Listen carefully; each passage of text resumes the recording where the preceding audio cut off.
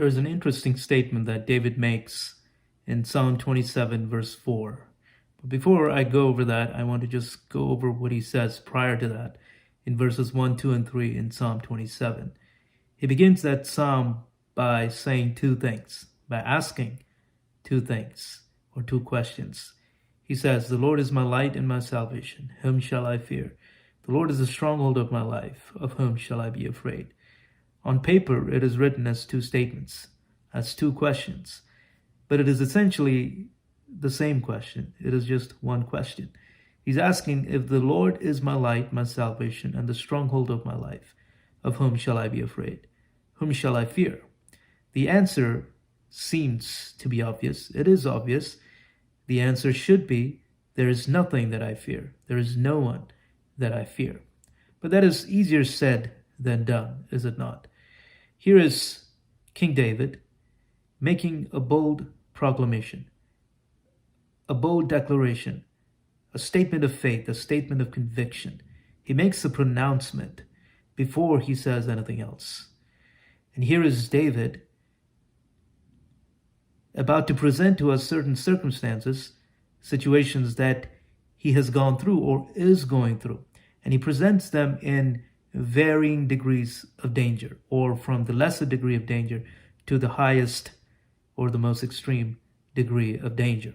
He begins by saying, when evildoers assail me, when they form up against me to eat up my flesh. Then he says, even if my adversaries were to come against me. Then he says, even if foes were to come against me.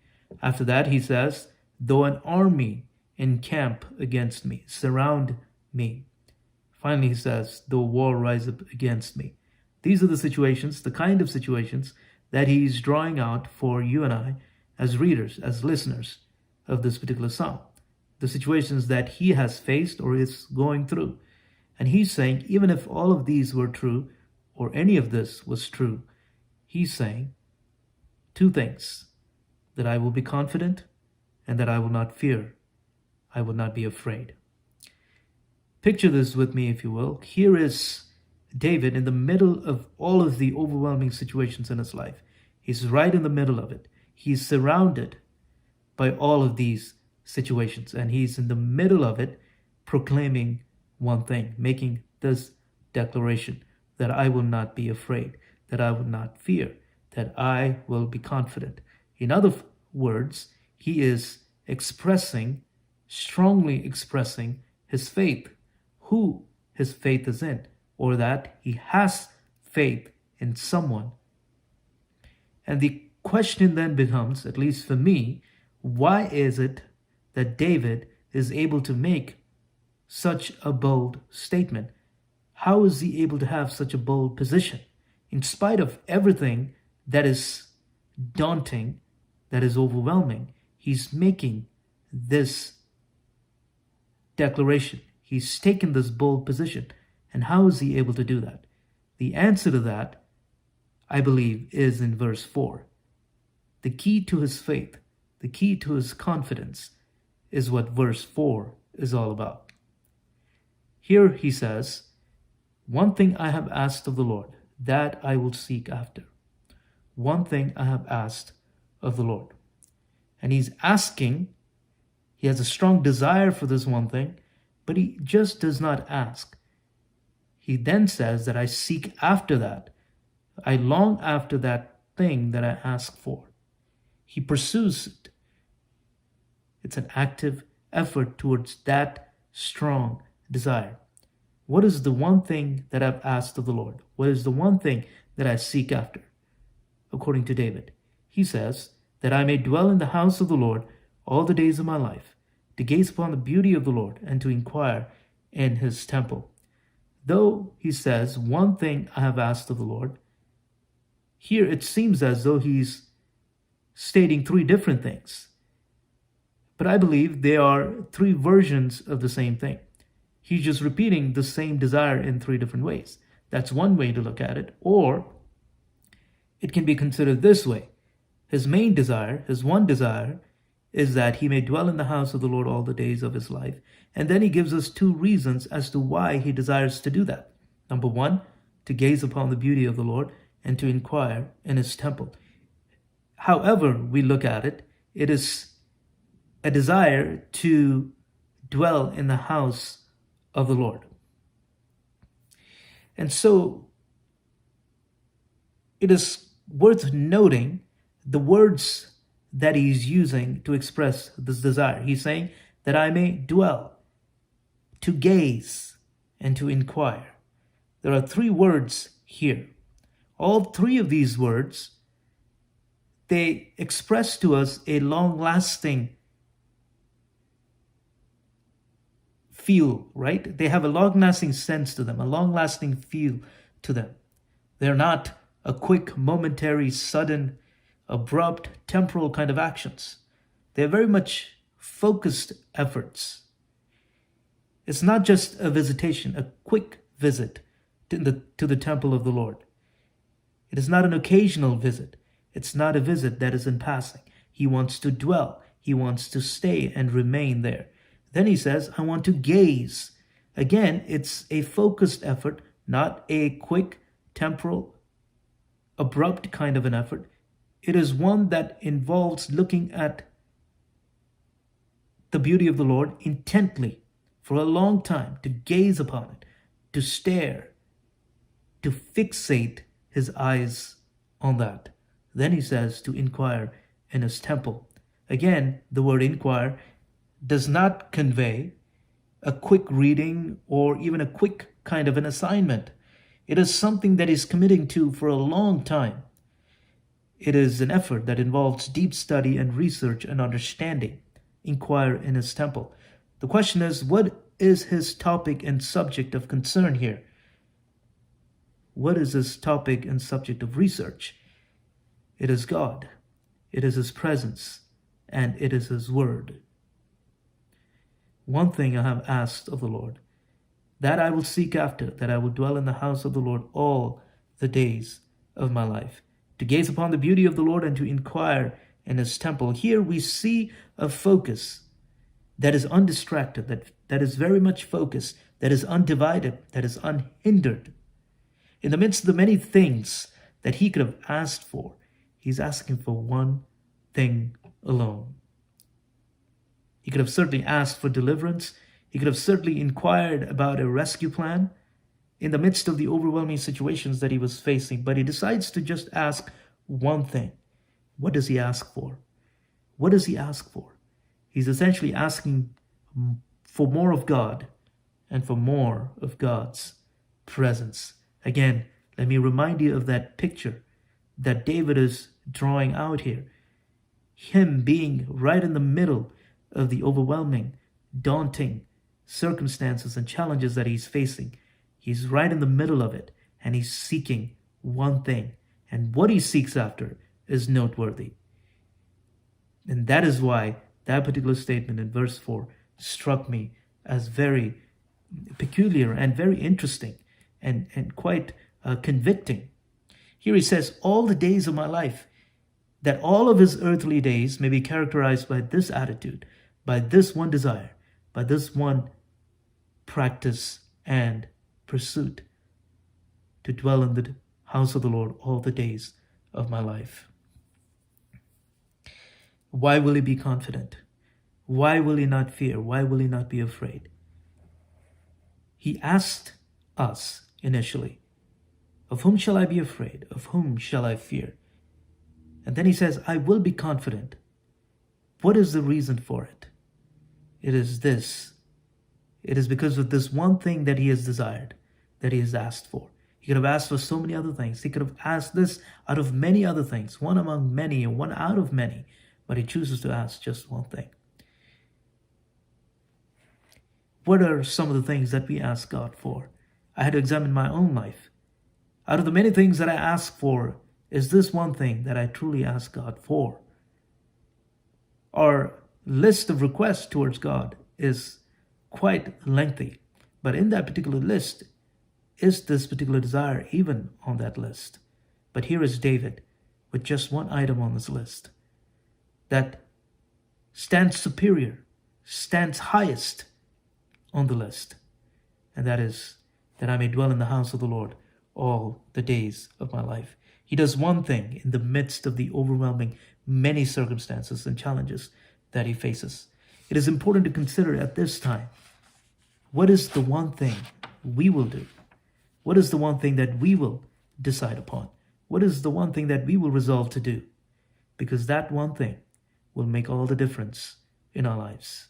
Here he chooses one thing that will make all the difference in his life, that will make all the difference in the outcome of things in his life. He understands that in the midst of the ugliness of the situations and the challenges and the hardships that he faces, he understands that there is a beauty in the midst of all of that ugliness.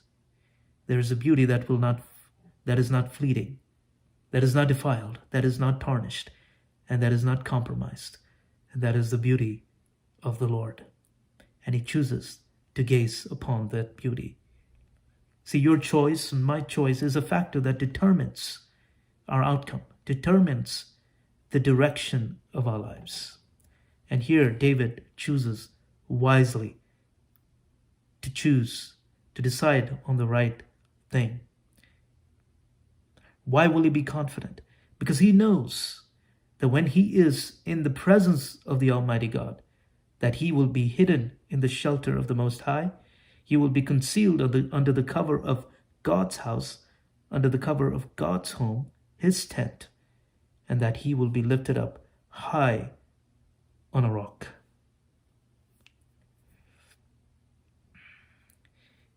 David understands very clearly at this point that God will carry him to safety, that he will carry him to a place of untouchability, to the rock that is the most strongest, the most highest rock, the most firm rock, where no waves, storms, and oceans can sweep him away.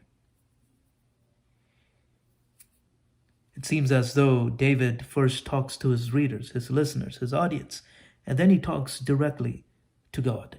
Starting in verse 7, he says, "Hear, O Lord, when I cry aloud. Be gracious to me and answer me." He says, "You have said, seek my face. And so my heart says to you, your face, Lord, do I seek." And then he goes on to say, "Hide not your face from me, O God."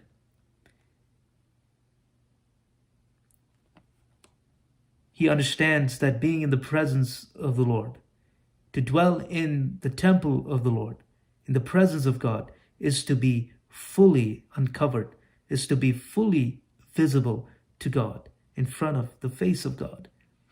But if you and I don't desire, like David desires, to dwell in the house of the Lord all the days of my life, essentially what we are also choosing as a consequence of that is that God's face be hidden from us, from the circumstances and the challenges of our lives. Think about how dire of a situation that is, how pathetic of a situation, and dangerous and disheartening and discouraging of a situation that is. But here David chooses wisely. He offers a short prayer towards the end, and he echoes his one desire and one sentiment again in verse 11, where he says, "Teach me your way, O Lord, and lead me on a level path because of my enemies." His desire is to learn more about God, about his presence, who God is, in the midst of all the evil and the ugliness that's around him. He doesn't choose the way that he wants to choose, that he plans, not what he wants, but he offers a prayer of surrender, or submission, much like a student does in front of his or her teacher. And finally, as he begins the psalm with two bold statements, he ends the psalm with two bold, very hopeful statements. He's looking forward with hope and expectation. And he says in verse 13 and 14, "I will believe that I shall look upon the goodness of the Lord in the land of the living. Wait for the Lord. Be strong and let your heart take courage. Wait for the Lord." There are two phrases that he repeats at the very end of it, just like he repeated two questions, two statements in the beginning of the psalm, where he says, "Whom shall I fear? Whom shall I be afraid?" At the very end, he repeats the two phrases, "Wait for the Lord. Wait for the Lord." Here, David has both confidence, which is faith, has both belief, which is faith in God. But not just that, he also has patience. He's saying, wait for the Lord. He believes and waits. How many of us believe but not wait? They both go together. In fact, patience is a direct result of our faith. It shows our faith, our trust, our confidence in God. For who does he wait for? He waits for the Lord. He does not wait on signs or any other earthly things. Ultimately, he waits on God. And so he says, take courage, be strong, because who you're waiting on matters. Who you're waiting on matters for the kind of position, the kind of response that you will have in the face of the many challenges that we face, in the midst of the many challenges that we face. And so he says, have faith, but also be patient for the Lord. Wait for the Lord. He makes his decision very public. He makes his faith very public. We live in an enlightenment kind of a period where our faith is many times kept secret and private or even non-existent. But here is David making his faith, his confidence in God, his desire to pursue God and to live in the midst of all the challenges in the temple of the Lord, makes it very public, and he makes a decision. Not only that, he understands that both faith and patience are crucial elements in this Christian journey that we are on. As it says in Hebrews chapter 5, he says, do not be sluggish, but be imitators of those who have both faith and patience, much like Abraham, who believed on God to fulfill all the promises in his life. Here, David encourages us to do the same. Will we also make the one choice, the one decision that matters? In the midst of the overwhelming challenges and the situations that we go through, the one decision, the one choice that we make matters. It determines the outcome of our lives, determines the trajectory of our lives, and ultimately understand that when we put our faith in God and that when we are patient before God, God works. He leads, he guides, and he provides, and he delivers.